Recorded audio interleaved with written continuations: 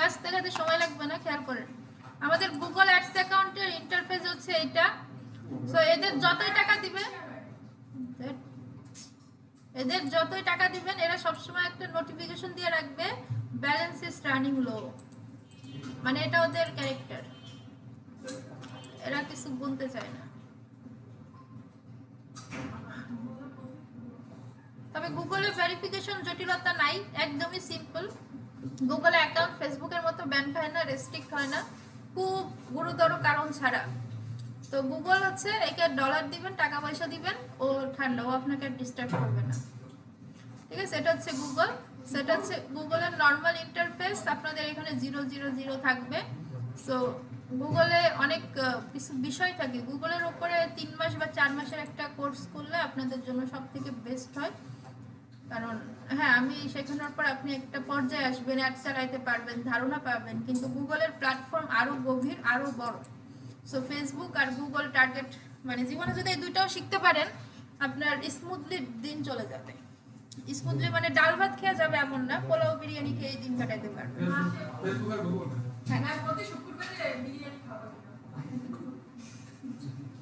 ওগুলো আগের দিন 80 দশকে চলে গেছে, ওগুলো এখন আর নাই।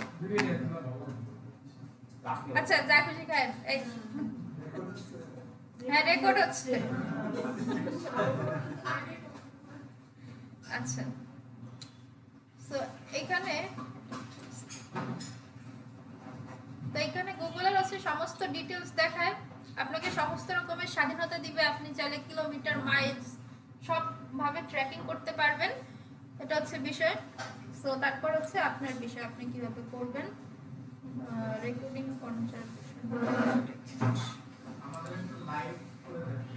ওকে, নোটেড।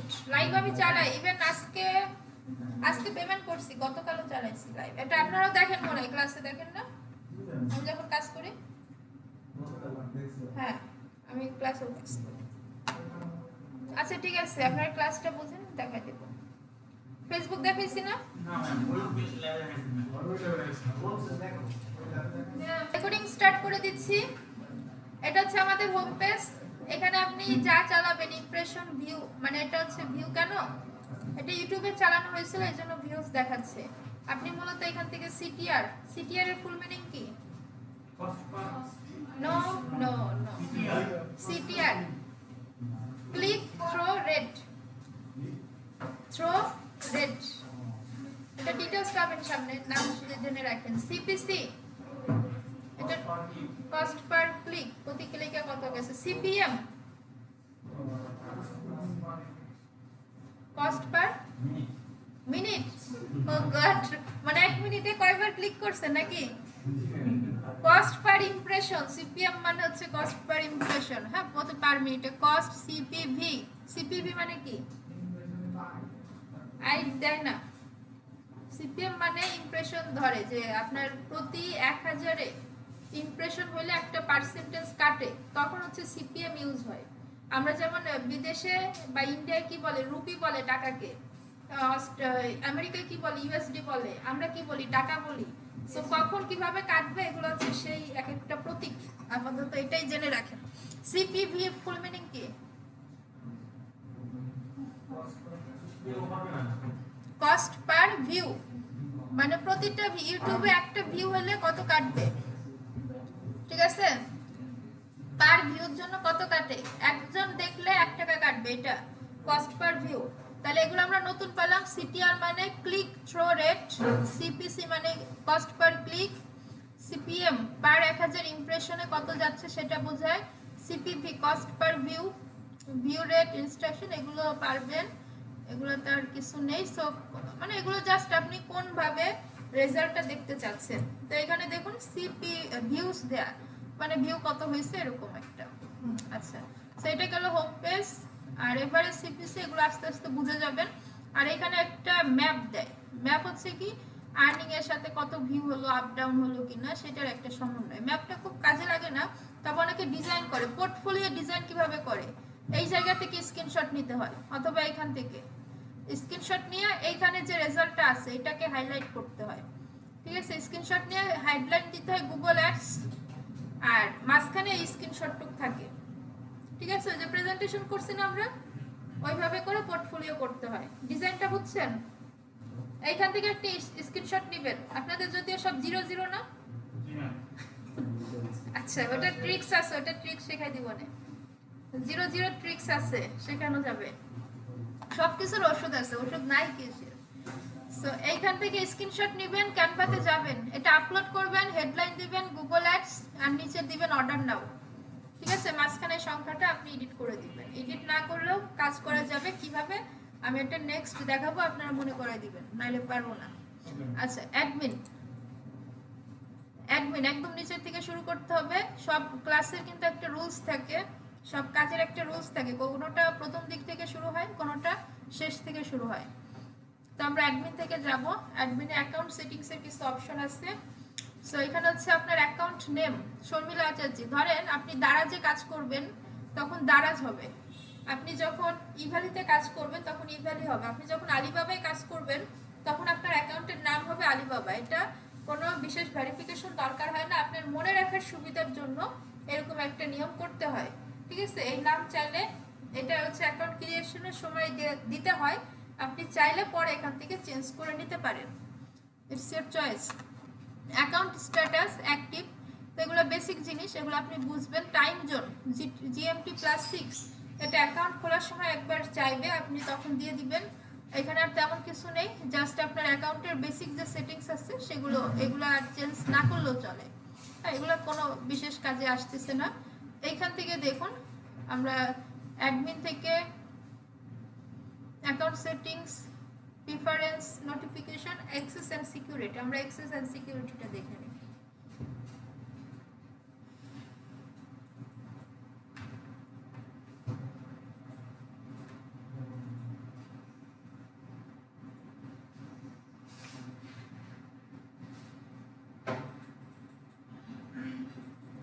অ্যাক্সেস অ্যান্ড সিকিউরিটি, আমাদের তো গুগল অ্যাড চালাতে গেলে ক্লায়েন্টের গুগল অ্যাড অ্যাকাউন্টের অ্যাক্সেস নিতে হবে না?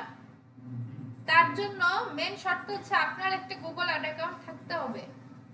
যে জিমেলে আপনার গুগল অ্যাড অ্যাকাউন্ট থাকবে ওই জিমেল দিয়ে আপনি অ্যাক্সেস নিতে পারবেন। আপনার যদি এমন কোনো জিমেল থাকে ওইখানে কোনো গুগল অ্যাড অ্যাকাউন্ট নাই, তাহলে ওই জিমেল আপনি অ্যাক্সেস নিতে পারবেন না। ক্লিয়ার? তাহলে আমাদের সবার কি নিজেরা না চালালেও ক্লায়েন্টের কাজ করার জন্য হলেও গুগল অ্যাড অ্যাকাউন্ট দরকার। বুঝছেন? সেটা কিভাবে নেবেন? এই যে ইউজার, ম্যানেজার, সিকিউরিটি, তিনটা অপশন আছে। ইউজার থেকে এই যে প্লাস বাটনে যাবেন, প্লাস বাটনে গেলে invite others to access this account. Okay, এখান থেকে কিছু বেসিক ইনফরমেশন চাইছে। এখানে একদম সিম্পল ইমেল, এখানে সেই ইমেলটা দিতে হবে যে ইমেলে আপনার গুগল অ্যাড অ্যাকাউন্ট আছে। ধরেন আমি ক্লায়েন্ট, এখানে আমি কাউকে অ্যাক্সেস দিব, কাকে দেওয়া যায়? ধরেন শাওনকে অ্যাক্সেস দিচ্ছি, shaun@gmail.com। তাহলে শাওনের এই ইমেলে গুগল অ্যাড অ্যাকাউন্ট আছে, এই জন্য অ্যাক্সেস দিচ্ছি। দেন অ্যাক্সেস এক্সপায়ার, অর্থাৎ আমি কয় দিনের জন্য আমার অ্যাকাউন্টে অ্যাক্সেস দিচ্ছি। এটা কি চাইলে আপনি 10 দিনের জন্য দিতে পারেন, 30 দিনের জন্য দিতে পারেন, চাইলে নেভার বা 1 ইয়ার করে রাখতে পারেন। নেভার মানে কি? এটা কখনো এক্সপায়ার হবে না, আমি ব্যান করলেই শুধু যাবে, এছাড়া এক্সপায়ার হবে না। ক্লিয়ার? আচ্ছা, তারপরে কথা হচ্ছে যে email only, billing, read only, আমি ওকে কোনটার অ্যাক্সেস দিচ্ছি। এখানে দেখেন অ্যাডমিন অ্যাক্সেস তো আমরা সবাই বুঝি, এখানে যে কেউ পারমিশন ডিলিট করতে পারবে, বিলিং পেমেন্ট নিয়ে কাজ করতে পারবে, অ্যাডমিন সবাই বুঝি, তাই তো? মানে সব করতে পারবে অ্যাকাউন্টে, আমি যা করতেছি সেও তা করতে পারবে। স্ট্যান্ডার্ডে কি করতে পারবে? সব করতে পারবে, কিন্তু কাউকে রিমুভ করতে পারবে না। আবার অ্যাড ইমেল অনলি ইউজার, আচ্ছা কাউকে রিমুভ করতে পারবে না। এই যে লাস্টেরটা দেখুন টিক মার্ক নাই, মানে কাউকে রিমুভ করা, কাউকে অ্যাড করা, ম্যানেজ করা, এগুলো পারবে না স্ট্যান্ডার্ড। সো ম্যাক্সিমাম আমরা অ্যাড ম্যানেজারের অ্যাক্সেস চিনি না, তো এইটা হচ্ছে সেই অ্যাড ম্যানেজার। স্ট্যান্ডার্ড আর অ্যাড ম্যানেজার দুইটা একই। আচ্ছা, এরপর আছে কি রিড অনলি। রিড অনলি ওই যে অ্যাকাউন্টস টাইপের লোকজন থাকে না, হিসাব নিকাশ রাখে, দেখভাল করে, তারা কোনো ক্যাম্পেইন এডিট করতে পারে না, তারা কোনো বিলিং ইনফরমেশন এডিট করতে পারবে না। এই জায়গায় দেখুন টিক মার্ক নাই। তারপরে এডিট ইউজার আর ম্যানেজার, এখানে কেউ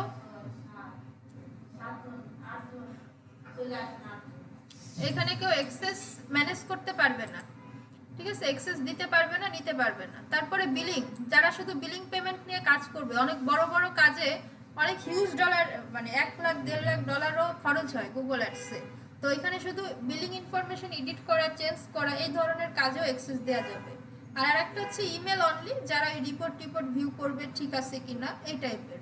সো আমাদের ম্যাক্সিমাম ক্ষেত্রে ক্লায়েন্টের কাছ থেকে স্ট্যান্ডার্ড অ্যাকাউন্টের অ্যাক্সেসটা চাইতে হবে, স্ট্যান্ডার্ড অ্যাক্সেস চাইতে হবে, ঠিক আছে? অ্যাডমিনটা দিবে না সবাই, যদি দেয় নিয়ে নেবেন, না হলে স্ট্যান্ডার্ড আমাদের জন্য দরকার। ক্লিয়ার? তো এটা হয়ে গেলে আপনি কি করবেন, সেন্ড ইনভাইটেশন। সেন্ড ইনভাইটেশন দিলে তার জিমেলে একটা নোটিফিকেশন যাবে, সাইলেন্ট নোটিফিকেশন যাবে, দেন আপনি নোটিফিকেশনটা অ্যাকসেপ্ট করলে কাজ শেষ, সে আমার অ্যাকাউন্টে অ্যাক্সেস করতে পারবে। ওকে, ক্লিয়ার কিভাবে নিতে হয়? এরপর আছে ম্যানেজার, সেম ইউজারের সাথে ম্যানেজার, ওই যে বিজনেস পার্টনার থাকে এই টাইপের যদি সেট করার প্রয়োজন হয় তাইলে, আদারওয়াইজ ইউজার দিয়ে সব কাজ করা যাবে। আর থাকে সিকিউরিটি, সিকিউরিটি একটা আপডেট নিয়ম অনুযায়ী 2 স্টেপ ভেরিফিকেশন বাধ্যতামূলক করে দিছে। তো আপনারা হয়তো অ্যাড চালাননি, এই জন্য নাও হইতে পারে, বাট আমাদের ক্ষেত্রে এটা অন করে রাখতে হয়, যে অন, এটা অন না করলে অ্যাড চালাইতে দিছিল না। সো 2 স্টেপ অন করতে পারলে করে ফেলবেন। আচ্ছা, এরপর আছে কি বিলিং।